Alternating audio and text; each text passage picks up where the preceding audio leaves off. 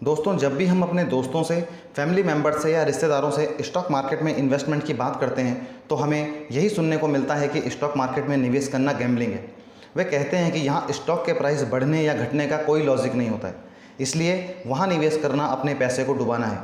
जबकि दूसरी तरफ यदि हम देखें तो दुनिया के सबसे अमीर लोगों ने अपनी दौलत डायरेक्ट या इनडायरेक्ट रूप से स्टॉक मार्केट से ही बनाई है। विश्व के सबसे महान निवेशक वॉरेन बफे ने अपनी दौलत स्टॉक मार्केट में डायरेक्ट इन्वेस्ट करके बनाई है। वहीं दूसरे अमीर लोगों जैसे बिल गेट्स, मार्क जुकरबर्ग आदि ने अपनी कंपनी को स्टॉक मार्केट में लिस्ट करके इनडायरेक्ट रूप से दौलत बनाई है। यदि हम भारत की बात करें तो राकेश झुनझुनवाला, विजय केडिया, राधा कृष्ण दमानी, रामदेव अग्रवाल, निमित शाह, डॉली खन्ना और ऐसे ही अनेक इन्वेस्टर हैं जिन्होंने स्टॉक मार्केट से ही पैसा कमाया है। अब सवाल यह उठता है कि यदि स्टॉक मार्केट गैम्बलिंग है तो फिर इन सब ने पैसा कैसे कमाया, या फिर हम सिर्फ ये कहें कि ये उनकी किस्मत थी कि वे कैसा पैसा कमा पाए। लेकिन हमें यह बात नहीं भूलनी चाहिए कि लक एक बार साथ देता है, बार बार नहीं। और इन सब ने स्टॉक मार्केट से लंबे समय तक पैसा कमाया है। आखिर वह क्या स्टोरी है जो एक तरफ तो लोग पैसे कमा रहे हैं और दूसरी तरफ लोग इसे गैम्बलिंग कहते हैं। इसी को समझने के लिए आज जिस बुक को हम डिस्कस करने वाले हैं उस बुक का नाम है how to avoid loss and earn consistently in the stock market. दोस्तों, इस बुक के ऑथर हैं प्रसेनजीत पॉल, जिन्होंने मात्र 24 साल की उम्र में इस बेहतरीन बुक को लिखा है। यह बुक हमें सिखाती है कि स्टॉक मार्केट में पैसा कमाने से ज़्यादा ज़रूरी है अपने पैसे को बचाना। यह बुक हमें बताती है कि किस प्रकार हम अपने पैसे को स्टॉक मार्केट में सुरक्षित रखकर अच्छा रिटर्न जनरेट कर सकते हैं। दोस्तों, आपको 80% रिटेल इन्वेस्टर ऐसे मिलेंगे जिन्होंने अपनी मेहनत से कमाई हुई दौलत को स्टॉक मार्केट में गंवा दिया। रिटेल इन्वेस्टर उन्हें कहा जाता है जो कोई दूसरी जॉब करते हैं और अपनी इनकम को स्टॉक मार्केट में इन्वेस्ट करते हैं। हमें यह जानने की ज़रूरत है कि आखिर क्यों अधिकांश लोग स्टॉक मार्केट में अपनी मेहनत की कमाई को गंवा देते हैं। यहाँ पर ऑथर एक उदाहरण देते हैं। ऑथर कहते हैं कि एक बार वे एक इन्वेस्टर से बात कर रहे थे और वे हैरान हो गए जब उसने उन्हें बताया कि उसने स्टॉक मार्केट में 10 लाख रुपए गंवा दिए। उसने बताया कि उसने पिछले 5 सालों में बहुत सारी टेक्निक्स, टिप्स और एनालिस्ट की हेल्प का सहारा लिया, जिससे उसे थोड़ा बहुत प्रॉफिट भी हुआ, लेकिन वह लॉस की तुलना में बहुत कम था। ऑथर ने उस इन्वेस्टर की स्टॉक मार्केट की जर्नी को जब एनालाइज किया तो पाया कि उसने 4 स्तरों पर गलतियाँ की। सबसे पहली गलती यह थी कि उसे स्टॉक मार्केट की बिल्कुल भी समझ नहीं थी, इसलिए उसने अपने ब्रोकर दोस्त को पैसा दे दिया ताकि वो उसके बिहाफ पर ट्रेडिंग करे।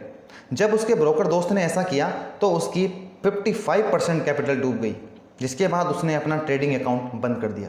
यहाँ आपको यह समझना चाहिए कि आपका ब्रोकर आपको ज़्यादा से ज़्यादा ट्रेडिंग करवाना चाहता है, जिससे उसे ब्रोकरेज मिल सके। आपको फ़ायदा हो या नुकसान, आप बाई करो या सेल, आपके ब्रोकर को तो ब्रोकरेज मिलना ही है। इसलिए अपने ब्रोकर पर आंख बंद करके भरोसा बिल्कुल मत करो। दूसरी गलती उसने यह की कि उसने 6 महीने बाद फिर से जब स्टॉक मार्केट में एंट्री की तो business news channels, business newspapers, online sites आदि के द्वारा दी गई टिप्स पर भरोसा किया और बिना कुछ सोचे समझे इंट्राडे ट्रेडिंग में टिप्स के आधार पर शेयर खरीदने शुरू कर दिए। इसका नतीजा यह हुआ कि कुछ फ़ायदे और कुछ नुकसान होने के बाद आखिर में उसका सारा पैसा डूब गया। दोस्तों, बहुत से लोग सिर्फ अपने दोस्तों, रिश्तेदारों, टीवी चैनल्स के द्वारा बताए गए स्टॉक्स में बिना स्टडी किए इंट्राडे ट्रेडिंग शुरू कर देते हैं, जो बहुत खतरनाक है। इंट्राडे ट्रेडिंग के लिए आपके पास मार्केट की रिसर्च का एक्सपीरियंस होना जरूरी है। तीसरी गलती उसने ये की कि 2 बार जब वह धोखा खा चुका था तो उसे अब उस एक स्कीम के बारे में पता चला, जो थी लोन अगेंस्ट शेयर, जिसमें वह शेयर्स के आधार पर अपनी नेटवर्थ का लगभग 80% तक लोन ले सकता था। उसने सोचा कि स्टॉक मार्केट से उसे 20% एनुअल रिटर्न मिल जाएगा, जबकि बैंक को उसे 12% ब्याज ही चुकाना पड़ेगा। इसलिए उसने अपनी पूरी इन्वेस्टमेंट को गिरवी रखकर उसके अगेंस्ट लोन ले लिया। कुछ समय तक तो सब अच्छा चलता रहा, लेकिन फिर अचानक मार्केट ने यू टर्न ले लिया और 10 दिनों के अंदर ही उसका पोर्टफोलियो 20% तक कम हो गया। इस प्रकार बैंक को गिरवी रखी उसकी इन्वेस्टमेंट भी 20% कम हो गई, जिसे पूरा करना उसके लिए ज़रूरी था। इस प्रकार बैंक के प्रेशर में आकर उसने अपनी सारी इन्वेस्टमेंट बेच दी। पिछले 2 सालों में उसने जितना पैसा जमा किया था उसका 25% भाग उसने कमा दिया। यदि वह लोन अगेंस्ट शेयर की स्कीम में नहीं पड़ता तो उसे यह नुकसान नहीं होता। एक बात हमेशा इन्वेस्टर्स को ध्यान में रखनी चाहिए और वो ये है कि कभी भी लोन लेकर स्टॉक मार्केट में पैसा नहीं लगाना चाहिए। चौथी गलती उसने जो की थी वो ये थी कि 3 बार फेल होने के बाद अब उसने सोचा कि अब वह प्रोफेशनल स्टॉक टिप्स प्रोवाइडर की हेल्प लेगा। उसने इंटरनेट पर सर्च किया तो वहाँ उसे बहुत से पेड टिप्स प्रोवाइडर्स मिले। उनमें से एक ने उसे बताया कि बढ़ती हुई मार्केट में तो पैसा बनता ही है, लेकिन गिरती हुई मार्केट में भी वह फ्यूचर और ऑप्शंस के जरिए पैसा बना सकता है।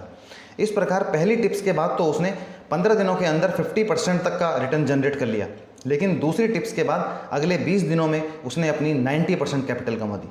आपको यह हमेशा से ध्यान में रखना है कि इंट्राडे, फ्यूचर और ऑप्शंस के लिए बहुत एडवांस लेवल की रिसर्च की ज़रूरत होती है। बिना रिसर्च के इनका प्रयोग करना गैम्बलिंग है, इसलिए एक बिगिनर इन्वेस्टर को इससे दूर ही रहना चाहिए। इस प्रकार आप देख सकते हैं कि उसने कितनी गलतियां की।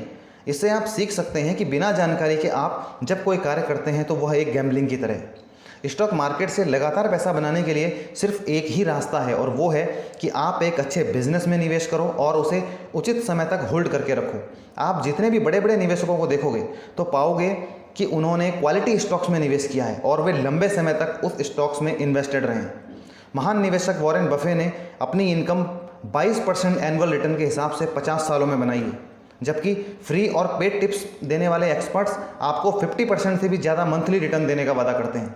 अब आप ही सोचिए कि क्या ये पॉसिबल है। नेक्स्ट पॉइंट है, stock market is not risky at all.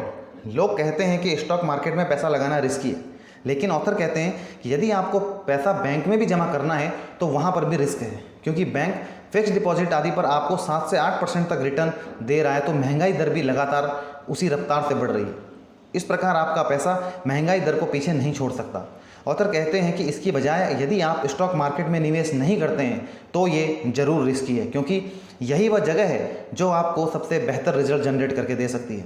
इसके अलावा स्टॉक मार्केट में जो सबसे बड़ा रिस्क है नॉलेज का ना होना, ये उसी प्रकार है जैसे यदि आपको ड्राइविंग नहीं आती है और आप गाड़ी चलाने रोड पर निकल जाएं, इसका नतीजा क्या होगा? सिर्फ एक्सीडेंट, जो कि जानलेवा भी हो सकता है।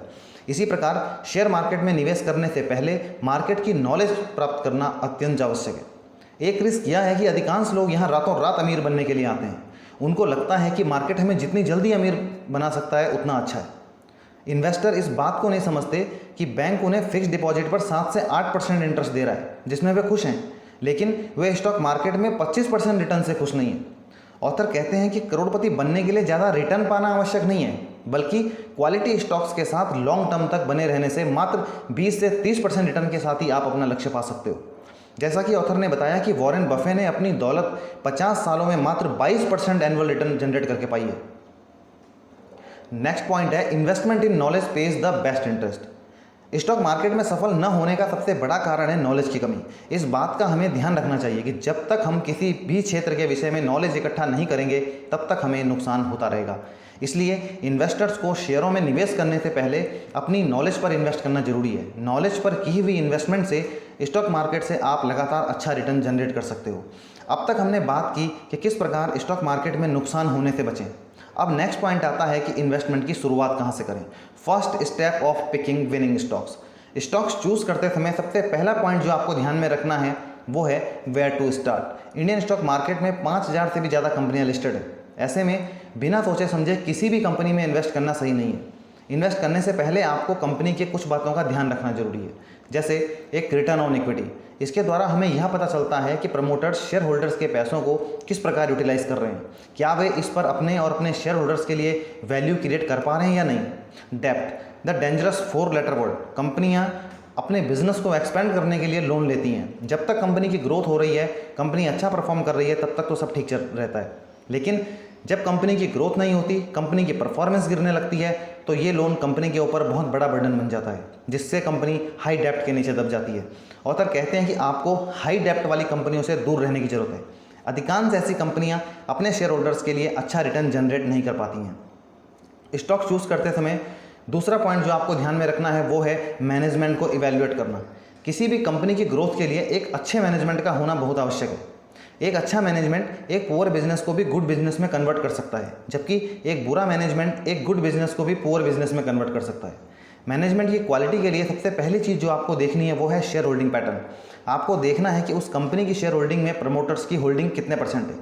जितनी ज़्यादा प्रमोटर्स की शेयर होल्डिंग होगी उतना ही प्रमोटर्स बिजनेस को लेकर पॉजिटिव होंगे। यदि प्रमोटर्स लगातार अपनी होल्डिंग्स को बढ़ा रहे हैं तो ये एक अच्छा संकेत है। दूसरी चीज़ जो आपको देखनी है वो है dividend history and tax rate. कंपनियां उसे होने वाले प्रॉफिट में से शेयर होल्डर्स को डिविडेंड के रूप में कुछ भाग शेयर करती हैं। आपको यह देखना है कि कंपनी का डिविडेंड रिकॉर्ड क्या है, क्या वह अपने शेयर होल्डर्स को डिविडेंड इशू करती है या नहीं। तीसरी चीज़ जो आपको मैनेजमेंट इवैल्यूएशन में देखनी है वो है रिटर्न ऑन इक्विटी। कंपनियां अपने शेयर होल्डर्स के पैसों पर कितना रिटर्न, कितनी वैल्यू जनरेट कर पा रही हैं, ये हमें रिटर्न ऑन इक्विटी देखने के बाद ही पता चलता है। इसलिए यदि कंपनी अच्छा रिटर्न ऑन इक्विटी जनरेट कर रही है तो यह एक अच्छे मैनेजमेंट का संकेत है। बहुत से इन्वेस्टर्स को यह गलतफहमी रहती है कि low priced stocks are cheap and high priced stocks are expensive. Investors का ये सोचना बिल्कुल गलत है कि जिसकी कीमत कम है वो शेयर सस्ता है और जिसकी कीमत ज़्यादा है वो महंगा है। एक 2 रुपये का शेयर भी 2000 रुपये के शेयर से महंगा हो सकता है और स्टॉक प्राइस सिर्फ एक नंबर है और कुछ नहीं। 2000 रुपये के शेयर के बहुत चांसेस हैं कि वो वहाँ से बहुत अच्छा रिटर्न जनरेट करके दे दे, लेकिन 2 रुपये के शेयर के बहुत चांसेस हैं कि वो आपका पैसा डुबो दे। सब कुछ कंपनी की वैल्यूएशन पर डिपेंड करता है। इसलिए सिर्फ ये सोचकर कि कम दाम में मिल रहा है आपको शेयर नहीं लेना है, उसकी पूरी स्टडी करनी है, जैसे उसका future prospects, business model, management, quality, sales growth, profit growth और भी अन्य चीज़ों को चेक करने के बाद आपको शेयर खरीदना है। When to buy and when to sell, best time to buy. Share market में किसी भी शेयर को बाई करने का कोई भी अच्छा समय निर्धारित नहीं है। आप किसी भी शेयर में किसी भी समय एंट्री ले सकते हैं। ये सोचना कि ये शेयर ऑलरेडी इतना रिटर्न दे चुका है तो अब इसमें एंट्री लेने का कोई फ़ायदा नहीं है, ऐसा सोचना गलत है। या फिर ये सोचना कि ये शेयर इतना सस्ता मिल रहा है तो यह हमें बहुत मल्टीबैगर रिटर्न जनरेट करके देगा, ऐसा सोचना भी गलत है। आपको एक बात ध्यान में रखनी है कि आप शेयर में पैसा नहीं लगा रहे हैं, आप बिजनेस में पैसा लगा रहे हैं। यदि बिजनेस अच्छा है, जिसकी भविष्य में डिमांड है, मैनेजमेंट अच्छा है, कंपनी की प्लानिंग अच्छी है, कंपनी लगातार ग्रोथ कर रही है, कंपनी के प्रोडक्ट्स पिछले कई सालों से लगातार अपनी पॉपुलैरिटी को बढ़ा रहे हैं, तो फिर वो शेयर चाहे कितना भी महंगा क्यों ना हो, उसमें एंट्री का अभी सही समय है। अब बात आती है when to sell stock. Stock को सेल करने के लिए सबसे पहला पॉइंट जो आपको ध्यान में रखना वो है बेटर अपॉर्चुनिटीज़ अवेलेबल। यदि आपको लगता है कि आपको स्टॉक अच्छे रिटर्न्स नहीं दे पा रहा है और आपके पास दूसरे बेटर ऑप्शंस हैं जो आपको इससे अच्छा रिटर्न दे सकते हैं, तो आप सिर्फ इसलिए उस स्टॉक को पकड़कर मत बैठिए कि पिछले काफ़ी समय से वो स्टॉक आपके पास है। आप उससे निकलकर दूसरे ऑप्शंस की ओर जा सकते हैं। दूसरा पॉइंट है वैल्यूएशन इज ओवर स्ट्रेस्ड। यह आवश्यक नहीं है कि आपने कुछ सालों पहले जिस कंपनी को सस्ते वैल्यूएशन पर खरीदा था आज भी उसके वैल्यूएशंस वैसे ही हैं। यदि आज उसके वैल्यूएशंस अच्छे नहीं हैं तो फिर आपको उस स्टॉक से निकलना ही बेहतर है। तीसरा है चेंज इन फंडामेंटल्स। यदि कंपनी फंडामेंटली वीक दिखाई दे रही है, कंपनी की परफॉर्मेंस लगातार गिर रही है, तो आपको वहाँ से निकलना ही बेहतर है।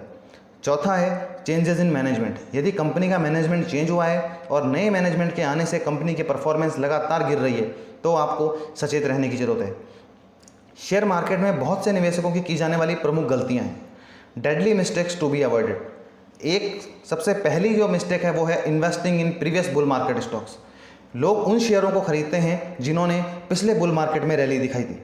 दूसरा है होल्डिंग लूजर्स टू लॉन्ग। जब उनका कोई शेयर 50% या उससे भी ज़्यादा गिर जाता है तो भी वे उसी से होल्ड करके रखते हैं कि सिर्फ इस उम्मीद में होल्ड करके रखते हैं कि ये अपने फिर पुराने हाई पर जाएगा। तीसरा है सेलिंग विनर्स टू अर्ली। वे अच्छे शेयर्स में निवेश करते हैं लेकिन जैसे ही उन्हें कुछ मामूली फ़ायदा होता है तो वे यह सोचकर उसे बेच देते हैं कि यदि वहाँ से शेयर नीचे चला गया तो उन्हें नुकसान हो जाएगा और उनके बेचने के बाद शेयर बहुत अच्छा रिटर्न देता है। नेक्स्ट पॉइंट है dos and don'ts to avoid loss in the stock market. सबसे पहला पॉइंट ये है कि don't check the daily stock price code. यदि आपने स्टॉक मार्केट में निवेश किया है तो आपको रोज़ अपने शेयर का प्राइस चेक नहीं करना है। हफ्ते में एक दिन भी यदि आप देखेंगे तो काफ़ी है। यदि आप रोज़ रोज़ शेयर का प्राइस चेक करेंगे तो मार्केट के फ्लक्चुएशन के दबाव में आकर आप अच्छे शेयर्स को भी बेच देंगे जिससे आपको भारी नुकसान होगा। दूसरा है don't emphasis on the purchase rate. आपको इस बात की चिंता नहीं करनी है कि शेयर का रेट क्या है। बहुत से इन्वेस्टर ये सोचते हैं कि शेयर ऑलरेडी 2000 का हो गया है, अब कितना बढ़ जाएगा। ये सोचना गलत है। आपको ये सोचना है कि आज कंपनी के फंडामेंटल्स कैसे हैं। यदि आपको कंपनी आज फंडामेंटली स्ट्रांग लगती है तो आपको प्राइस की चिंता करने की ज़रूरत नहीं है। तीसरा है don't try predicting the market direction. आपको इस पर ज़्यादा ध्यान नहीं देना है कि मार्केट नीचे गिर रही है या ऊपर उठ रही है, कब तक मार्केट गिरती रहेगी या कितने दिन मार्केट में अपसाइड मोमेंटम बना रहेगा। आपको बस अपनी कंपनी की चिंता करनी है कि उस कंपनी में क्या चल रहा है। नेक्स्ट है लव बियर मार्केट। ऐसा नहीं है कि जब मार्केट गिर रही हो तो सारे शेयर सस्ते दामों में मिल रहे हों। बिना फंडामेंटल्स चेक किए सिर्फ ये सोचकर शेयर मत खरीदो कि सस्ता मिल रहा है।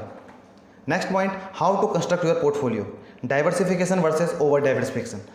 आपने बहुत बार सुना होगा कि आपको एक डाइवर्सिफाई पोर्टफोलियो बनाना चाहिए। ऐसे में बहुत लोग बहुत सारे शेयर्स को अपने पोर्टफोलियो में रख लेते हैं जिनमें से एक ही इंडस्ट्री के कई सारे शेयर्स होते हैं। इसे डाइवर्सिफिकेशन नहीं कहते हैं, ऐसा करना बिल्कुल भी उचित नहीं है, ये ओवर डाइवर्सिफाई कहलाता है। डाइवर्सिफाई का मतलब यह नहीं है कि एक ही इंडस्ट्री के 5 से 10 कंपनियों में आप पैसा लगा दो। डाइवर्सिफाई का मतलब यह है कि अलग अलग इंडस्ट्री से एक बेस्ट शेयर को चूज़ करना और इस प्रकार 10 से 15 स्टॉक्स को मिलाकर एक पोर्टफोलियो तैयार करना। नेक्स्ट है huge number of stocks in portfolio. आपको अपने पोर्टफोलियो में 70-80 स्टॉक्स रखने की ज़रूरत नहीं है। ऐसा करने से आपको कोई फ़ायदा नहीं होगा, बल्कि उल्टा नुकसान होगा। यदि आपके कुछ शेयर बहुत बढ़िया रिटर्न दे देते हैं तो आपके बाकी के शेयर के नेगेटिव रिटर्न से आपका ओवरऑल रिटर्न नेगेटिव हो जाएगा। इसके स्थान पर आपको अलग अलग इंडस्ट्री के 10 से 15 बेस्ट शेयर्स को सिलेक्ट करके अपना एक सॉलिड पोर्टफोलियो बनाना चाहिए। अब बात करते हैं कि आपको किन स्टॉक से दूर रहने की ज़रूरत है। नंबर 1, हाई डेप्ट कंपनीज, ऐसी कंपनियां जिन पर बहुत ज़्यादा कर्ज हो। दूसरा है low promoter holding and micro caps, ऐसी कंपनियां जहां पर प्रमोटर्स की होल्डिंग बहुत कम हो या प्रमोटर्स लगातार अपनी होल्डिंग्स कम कर रहे हों। तीसरा है high promoter placing and increasing, ऐसी कंपनियां जहां प्रमोटर्स ने अपनी मैक्सिमम होल्डिंग्स को प्लेस किया हुआ हो और लगातार प्लेसिंग को बढ़ा रहे हों। चौथा है स्टॉक्स टचिंग न्यू लो, ऐसे शेयर जो लगातार गिरकर नया लो बना रहे हों। यहाँ एक बात ध्यान रखने की है कि हर गिरता शेयर सस्ते दामों पर मिल रहा है, ये सोचना बिल्कुल गलत है। पांचवा है टू मच पॉपुलर स्टॉक, आपको ऐसे स्टॉक से भी दूर रहना चाहिए जो बहुत ज़्यादा पॉपुलर हो और जिसे सब रिकमेंड कर रहे हों, क्योंकि हो सकता है कि जब सब उस स्टॉक्स की ओर भाग रहे होंगे, यदि आप उस स्टॉक्स में तब एंट्री लोगे तो हो सकता है वो स्टॉक उस दौरान ऑलरेडी ओवर वैल्यू प्राइस पर मिलेगा। छठा है कॉस्टली एक्विजिशन, कंपनियां अपने बिजनेस को बढ़ाने के लिए दूसरी कंपनियों का अधिग्रहण करती हैं। कभी कभी कंपनियां बहुत बड़ी कंपनियों को बहुत भारी कीमत पर खरीदती हैं, जिसके लिए उन्हें कर्ज तक उठाना पड़ जाता है। इस प्रकार भारी मात्रा में कर्ज उठाकर यदि उनका बिजनेस उनके प्लान के हिसाब से नहीं चला तो कंपनियां हाई डेप्ट के नीचे दब जाएंगी और इससे उनकी कंपनी पर भी बहुत नेगेटिव असर पड़ता है। दोस्तों, यह बुक समरी थी how to avoid loss and earn consistently in the stock market की। दोस्तों, मैंने आपको इस बुक की एक छोटी सी समरी बताई है। इस बुक में और भी बहुत सी चीज़ें हैं जो हमें एक कामयाब इन्वेस्टर बनाती हैं, इसलिए मैं आपको रिकमेंड करूंगा कि आप भी इस बुक को जरूर पढ़ें। दोस्तों, यदि वीडियो अच्छी लगी हो तो इसे लाइक करें, शेयर करें और यदि आपने अभी तक इस चैनल को सब्सक्राइब नहीं किया है तो जल्दी से सब्सक्राइब कर लें और साथ में बेल आइकन दबा दें, जिससे आप हर मंगलवार को आने वाली हमारी किसी भी बुक समरी को मिस ना कर पाएँ। धन्यवाद दोस्तों।